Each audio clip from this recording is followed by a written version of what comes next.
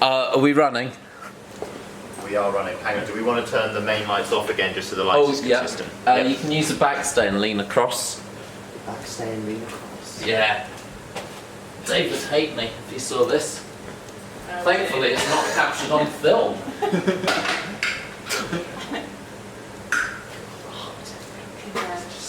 We're so advanced. So let's start off with right at the beginning. What made you visit rowing? Did you do any... So, for context, you're, well, I would say fairly new to rowing for someone who's being so successful with rowing. So, were you sporty before? So I did what's maybe a reverse retirement. I used to be a triathlete. Okay. Was a triathlete from probably 2006 to 2014. So throughout my teenage years, and eventually got sick of triathlon, sick of swimming in particular, and had some running injuries. And so I took a few years off from triathlon, and I thought that was maybe the end of my competitive days. I was just going to be a normie, hang out, have fun. But then I went tree planting after I finished my undergraduate degree, and tree planting I found out was very competitive. You basically get paid per tree, and your crew that you're on only gets a select number of trees to plant. So the more trees you plant, the more money you make. But if you don't plant a lot of trees, somebody else is making your money. And so it was this competitive environment that I was in for like 3 months or so. And when I finished that, I thought, I'd like to do something competitive again. That was pretty fun. I liked that. And I had a tiny bit of experience rowing. It was actually just erging. At my high school, I spent a few months erging with the rowing team just for fun because my friends were doing it. And so coming back to, starting graduate school, I knew that there's this novice rowing program that they had. It seemed like fun. You didn't need any experience. You actually couldn't have any experience. And I started up there. That was 2017, late 2017. And annoyingly, that's the exact same time that I started rowing. And you've been far more successful than me with it. So, what did you start off in? Have you just exclusively sculled, or were you straight into sweep eights, or? For a long time, actually, I was better at sweeping than sculling. We started off in sweep eights, and then Canada, the lakes freeze over in the winter. And so each winter, we take the docks out of the boathouse, at the boathouse, and we spend anywhere between 4 and 6 months on the erg, which is pretty brutal. It's not very much fun, but it is a good way to get strong on the erg. Yeah, I can imagine. So up until pretty recently, I'd probably done more meters on the erg than I had on the water. Oh, wow. So through the winter, is that just pure steady state, or are you doing... Is it like the off-season, or are you carrying on training as normal? So we sometimes take December fully off from rowing training. We do some cross training, have fun. But then coming back in January, then we would start with full-on erg training. It would basically be like an on-water program in the UK done fully on the erg. So we'd do 2 or 3 hard sessions a week, lots of UT2. My coach liked to have us do 2-hour UT2 sessions on the weekends, and that was brutal. But so 2 hour, like straight. 3, 4, 2 straight hours. Yeah. God, that is brutal. Yeah, it was a joy to come here and not have to experience that. Yeah, I bet. So you must have some pretty good erg scores overall. Not bad. Are we allowed to ask? Yeah, they're not secret at all. I post all of my rowing workouts on Strava, so anyone can look at them if they want. When I started as a novice, in the novice season in that fall, I did a 6:31. And then in the fall Canadian trials, they call it radar, rowing athlete development, something or another. Then I did a 6:19. And since then, it's taken me another... 4 years to take 13 seconds off. So my best 2K now is 6:06. And that's, am I right in saying that's as a lightweight? No, so, I was the lightweight for a year. The year after I started novice, and I had a great erg for a novice. I did 6:14 or 6:13 at weight, and I didn't know how to row though, so it was kind of useless. And so I would go out, be super light. People said I looked like beef jerky.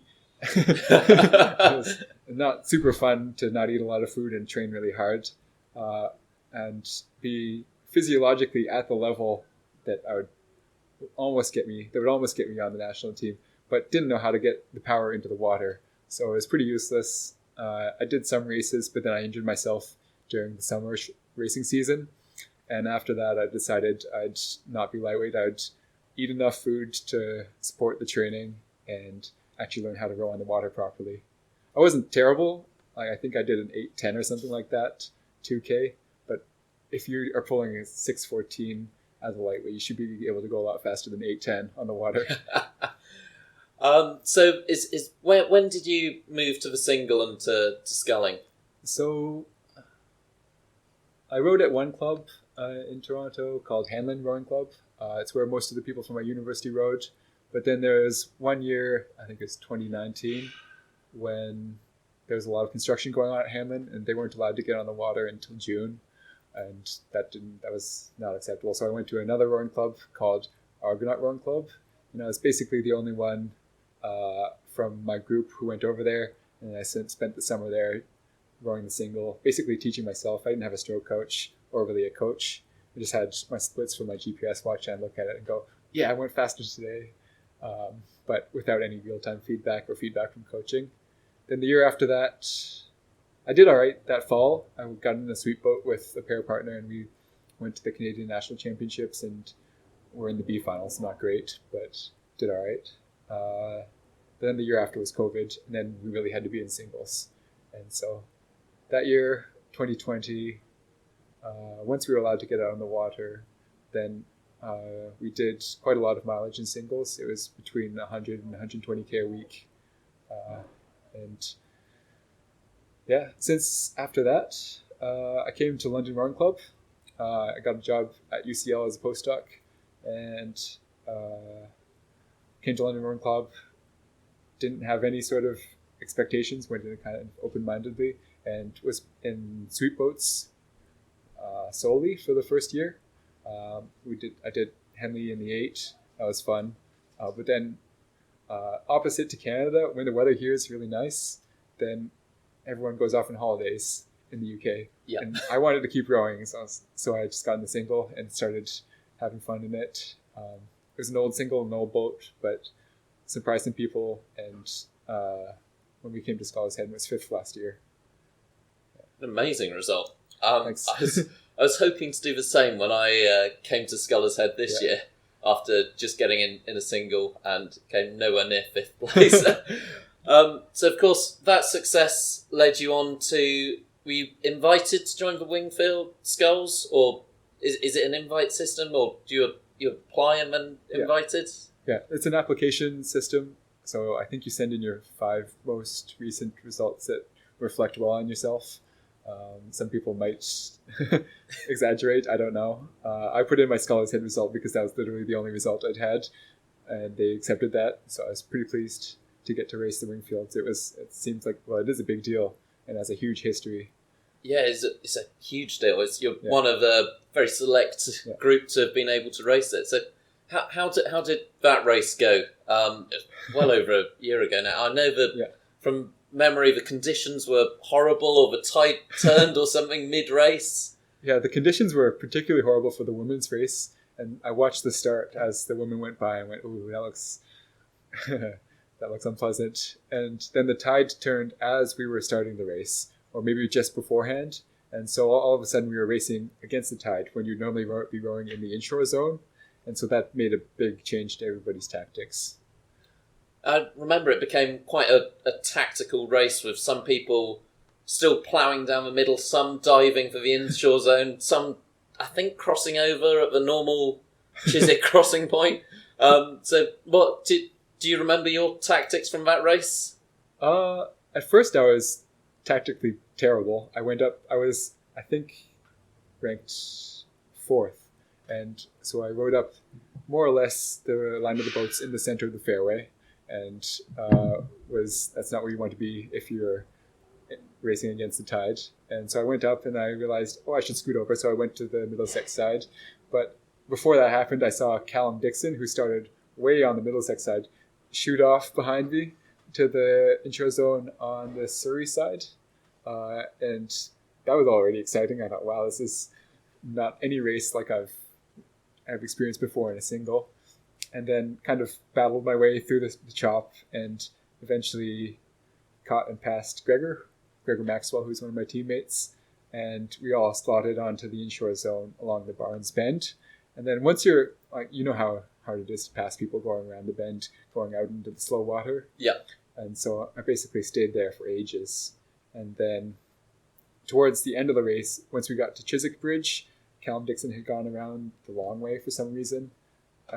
And Jack Keating had kind of come off the edge of the Middlesex bank. And so there's a little bit of room, and I stuck by Callum Dixon and stuck by Jack Keating into second place. And I was, I guess, a tactical race, but a lot of it was also luck, I think, and experience just being on the Tideway. That's an incredible result. An incredible race by the sound of it as well. There's no way I was beating Graham Thomas, though. He was way too fast. That's quite a big ask. Yeah. Even for a really even for the silkiest of scullers, he's a big threat. Yeah. At that point last year, I wasn't a very silky sculler either. I look at some footage and go, wow. It was maybe effective, but it wasn't pretty. So will you be racing with Wingfields again this year? I hope so. I've put my application in. I'll be here. So fantastic. Fingers crossed for that. Yeah. And then, so let's talk about your plans for the upcoming season. Yep. Let's start right at the end. I'll dive straight to Henley. So I know you were racing the Prince of Wales last year. Yep. How did that one pan out? It was fun. We had 3 scullers from London Rowing Club and a sculler that we imported to London Rowing Club from Canada. I knew him from back in the university rowing days, and it was a lot of fun. We raced the Met Regatta and Marlow Regatta, and we lost to Leander and Reading, but by quite small margins. So we knew we were in the right ballpark to hopefully do well at Henley. But we were effectively a lightweight crew, or ex-lightweight crew. Yeah. Gregor and Matt Curtis like to call it shiteweight. I don't know if you've heard that term before. Yeah, I've been described as that a lot. Yeah, so that was us, and we were racing on the semi-final day. Leander, who are full heavyweights, and they dispatched us quite easily. It was a headwind, and so in the upcoming year, hopefully we do a little bit better. Hopefully bring a bit more of a fight to Leander, and see if we can make them work for their win. Just fingers crossed for that. Yeah. That's one I'm allowed to cheer London on for. I don't think Vesta are entering the Prince of Wales. Certainly not this year. You guys had a few good doubles at Scullers Head. Yeah, I think we had one. Nash, you're gonna have to help me out. Was it one good double, or do we have 2? Well, Collington Smith won the pennant for their pair. Sorry, for their double, and then I think rest with pairs. Our top women's pair. All right. Yeah, so we had a double, but so maybe the double skulls. Which sort of leading me on to my next question. Are you thinking about the diamonds? Would that be an option? I don't think so. Those guys the guys who are winning the diamonds are on a different level, I think. And I think if you want to enter an event, you should at least be thinking that you could win it if things were right for you. To me, it wouldn't interest me to, I don't know, just participate. Yeah. Like to be in the running to win. There's some incredible athletes in the diamonds. Yeah. And some lesser incredible athletes. Ollie Quitman for one. I'm going to have to edit that out. Did he qualify? In 2019, okay. I think. So yeah, he did all right. a GB star. So GB Star, you must be alright. you mentioned that you're as you're coming in, I was offering out pints, and you mentioned you're on a non-alcohol diet at the moment. So yeah, well, some big event coming up. I'm going to Head of the Charles, which is next weekend. Leave on Wednesday, and I'm just coming off a big block of training, feeling quite sore, a bit run down. So gotta make sure that the recovery is as good as it can be beforehand. Yeah. Sometimes I drink some beers. Sometimes I drink some non-alcoholic beers. They're good. Yeah. So just so much more disciplined than the likes of me and Vista. I don't know. There's a time and place for it. Yeah. So what are you racing in Head of the Charles? I'm in the single. I got upgraded from the club single to the champ single, which is fair enough. I was in the club single originally because I signed up for it last year and intended to race it last year, but I couldn't get a boat in time, and so I was able to defer it to this year. And in that time, I've done enough racing that it bumped me up a category. Oh, fantastic. Yeah. Well, best of luck with that one. Thank you. And Canadian trials? Canadian trials. It's actually the National Rowing Championships, but it is part of the trial system to get funding to be a national team athlete. And that is in early November. And there's the trial, the on-water component for that, and then there's also an erg component, which has to be completed basically on your own, but by the end of November.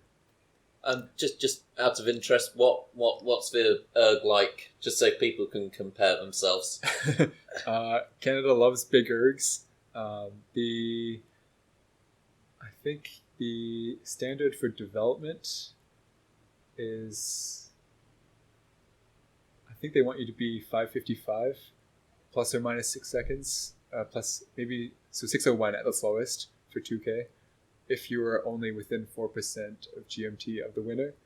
If you're faster on the water, then they don't care as much.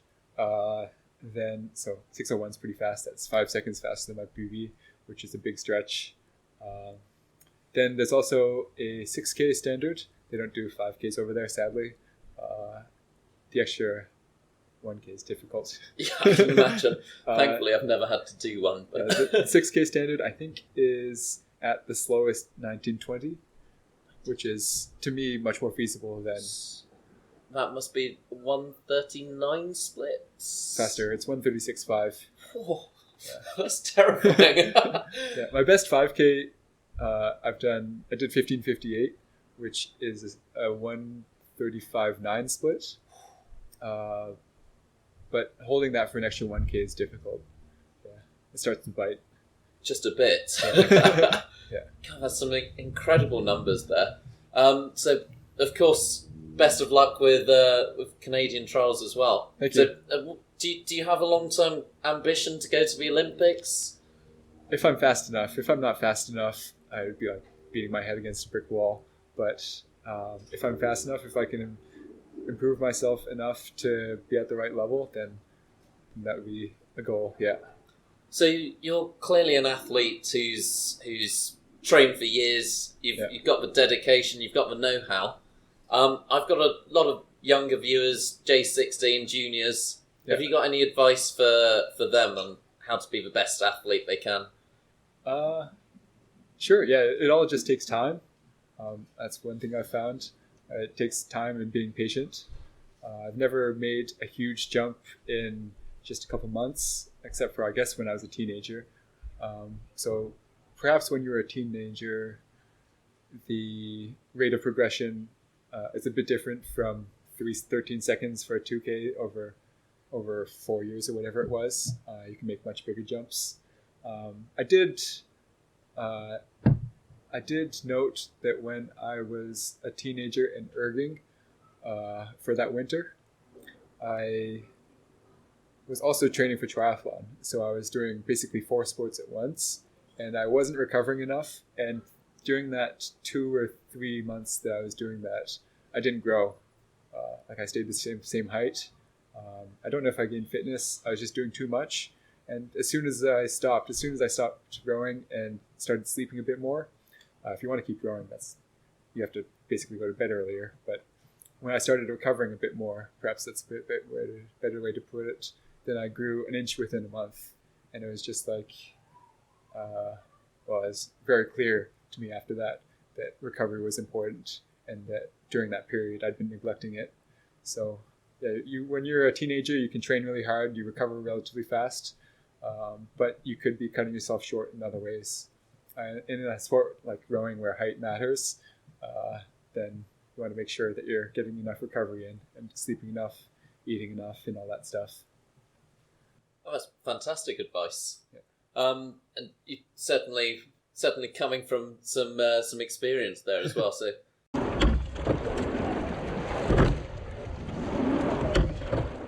have you been has Crossy been in contact yet for an interview? No, he hasn't. One of the highlights of the previous season was he talked about my 2K time during one of our races in the 8. He said something along the lines of 6:08 for a lightweight. That's pretty good, and I was pretty happy about that. That's a big compliment from Crossy. But then somehow Junior Rowing News got my 2K wrong. They thought I had a 6:02 as a lightweight, which would almost be, well, it's a few seconds off the world record, but not that much off the world record. That would have been impressive, but that's not true. Throw a few quick fire questions at you. Sure. Yeah. But do feel free to dwell on them if you want to. So I know you've mentioned them already, but 2K time. 2K time 6:06. As a split, that's one. So 1:31.5. I want these numbers. So 6:06. 5K time. 15:58. And for my American viewers out there, 6K time. Have you done one? I haven't done one in a long time. I did one where it's rate capped at 26 for the first 4K, then free rate for the last 2K, and I did a 19:32. That's fast. I then did a free rate one and blew up pretty hard. So. So. Still the best I've done. Sculling or sweep? Currently sculling. Do you flip flop on that one, or is it always down the line sculling? I flip flop, I'd say. I really like sweeping. It's pretty fun. Yeah. It just, I guess, it's easier to scull during the summer months and when other people are taking their holidays, I suppose. And then the summer months in the single then lend well to the Scullers Head, Pairs Head, Fours Head succession. Empacker or Felipe? or fluid design? I own a fluid, and so I'm very biased. I'd say fluid. I really like rowing the Empacker 8 we have. Fluid doesn't make an 8, so I guess that's allowed to be said. Yeah. Croaker or Concept 2? Concept 2. Yeah. Do you have a preference on spoon type? I use the smoothie. I also like the comps. I haven't used the comps in the single very much. I think the smoothie in the single, but the comps in the double and the quad are pretty fun. That's going to rattle some people on Reddit, I'm sure. A bit of, they always get upset about smoothies and comps, and I think Fat 2s even throw those in the mix. Do you use a Vortex Edge? Do you think they make a difference? I like the way they sound, but I don't know if they make a difference. It's a I nice think that's ripping the noise. Yeah. Same as everyone, I think. Favourite recovery food? Ice cream. Fantastic. Protein. Got your sugar there. Got your carbs, protein. Lactose intolerant audience is just immediately switched. There's dairy-free ice cream. That's true. Yeah. What else? So what's your go-to recovery meal? So you've had a huge session. Maybe you've gone 6:06 again on a 2K. You're feeling absolutely exhausted. What's your go-to meal? If it's an erg test, we usually go to get some pizza. Yeah. Oh, nice. Yeah. On a day-to-day basis, I either eat a lot of yogurt, a lot of peanut butter and jam sandwiches, protein powder, sometimes in the yogurt, stir-fried pasta. It's pretty simple. Yeah. Basic, clean, healthy. Yeah. How many vegetables fruit and veg a day on average? I might hit the 5 recommended daily vegetables and fruits. Yeah. Oh, good stuff. I try to eat some. And this is one I'm quite interested in. Although I've made that sound incredibly weird now. How long do you sleep a night on average? Probably 7.5 hours. 7.5. So I'm speaking with Ollie Stanhope last week. He was a 10-hour-a-nighter and recovery obsessed. And you've mentioned recovery a lot, so I'm surprised by the less than 8 hours. I'd like to sleep more. If I can, I'll sneak in a nap at home if I'm working from home. But it's difficult to fit a full training schedule around working in a lab. So it usually means missing out a bit of sleep a few days and then either catching a nap here or there once or twice a week, or on the 1 or 2 days we don't have training in the morning, then sleeping in a bit. It might average out to 8 hours, but it would be great to be able to sleep 10 hours a day. That would probably make a big difference. We don't all have that luxury though. Well, who's your best training partner? Do you have anyone who just inspires you, keeps you moving, keeps you motivated? My best training partner would have to be my wife. We have on occasion rowed a mixed double together, and she learned to row several years before I did and was a very good sculler. And when we did the mixed double, I was at stroke and she was in bow, and I would be splashing her, taking terrible catches. And after the session, she would be not upset, but a little bit frustrated with me. And so I've endeavored in the years since to become a better sculler and not splash her quite so much. That's some good motivation to get your catches in cleanly. Britt Baker, she won't go on Great British Bake Off. She refuses to, but she's an excellent baker and bakes me all kinds of baked goods that keep me from getting too skinny. Oh, fantastic! Well, we all need someone like that in our lives. Yeah. Does she row at London? She rows at London. She competed in the lightweight single at Henley Women's and also at Scullers Head and was second this year by 3 seconds. So oh, amazing! Very close. That's going to be one hell of a powerful double. We won the Henley T&V mixed double, which was a lot of fun. We intended to do the mixed double at Paris Head last year, but that was cancelled, so we missed our opportunity. Oh, well, I'm sure there's lots of races in the future where you can get out in the mixed double and powering your way to victory. Thank you very much for your time. Best of luck with Headed for Charles next week. Thank you. We'll be all on the live stream, and this is coming out at Christmas, so I'll put in some. I'll try and find it and put it in the comments below for some links to your races, and of course, best of luck with the Wingfields as well. Thank you very much. Hopefully, you'll be wearing a tie at Henley next year. Thank you very much.